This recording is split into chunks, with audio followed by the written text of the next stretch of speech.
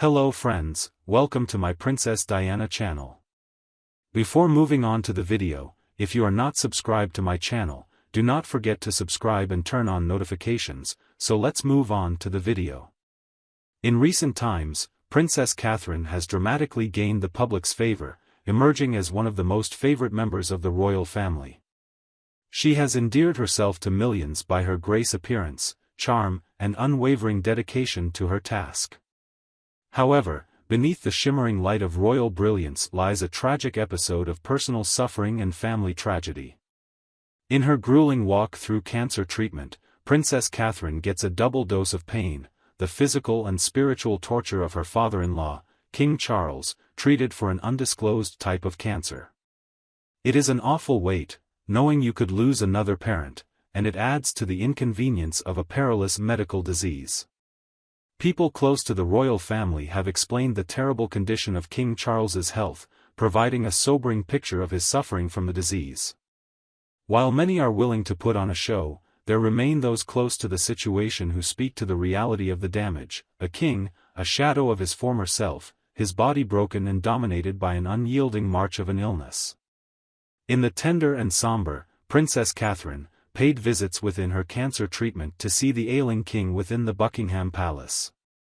Seeing the king with such dwindling health condition thus presents the future queen with a favorable view of the shared royal duties and responsibility in the circumstances the former king and now ailing king and future queen sum up their health adversities. The human way of reacting is always thus to try to keep things silent as people continue criticizing the palace. Cognizant of this treatment sessions of Princess Catherine, the palace is now being seen to be trying to control the story the press gives of the treatment. But it was those trying health times the family is going through, with the public growing increasingly disenchanted with the perpetual secrecy surrounding the royals' health crisis. While it may appear to speak for the stoicism characteristic of the palace, the audiences begin questioning the suitability of the royal governance for withholding such pertinent data on their health crisis from the public. But even then, behind closed doors, there is plenty of concern and a growing sense of valued family. With all the respect and fairness characteristic of a son and a loving husband, Prince William holds the treatment sessions and share thoughts with King Charles on the one destiny of the monarchy. The two continue to struggle with the personal mishaps of the royal house. The royal figure is therefore standing on the edge in light of this sensitive health status of Princess Catherine and King Charles, with talks around shifting the royal duties to greener members of the house. This is meant to be a compassionate and similarly tragicomic way of responding to the realities presented to monarchy. But infinitely overridden by all this going on is the solid support that Princess Catherine receives from her husband and close family members, and the occasional talks of vulnerability under public scrutiny. This is the very resilience of both Princess Catherine and King Charles, a testament of their true legacy and leadership amidst adversity. The nation holds its breath, hoping that she might turn the tide. As if her own daunting battle with cancer was not distressing enough incident for the Princess Catherine, the future queen consort, she was having to endure a double dose of anguish. The untold form of cancer that afflicted her father-in-law, King Charles, and he faces an undisclosed ordeal that leaves him in great pain. But hitherto he has been protected from the rage of the public, won over by the severity, leaving Buckingham Palace in a tighter fix than ever, as increasing questions are asked about the monarchy and the health of its highest-ranking, in typical British parlance, top parasite.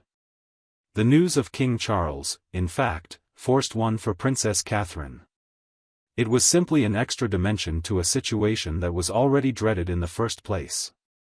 Now, battling against the horrors of cancer herself, she must relive the emotional traumas of her loved parents' battle against the same dreadful foe.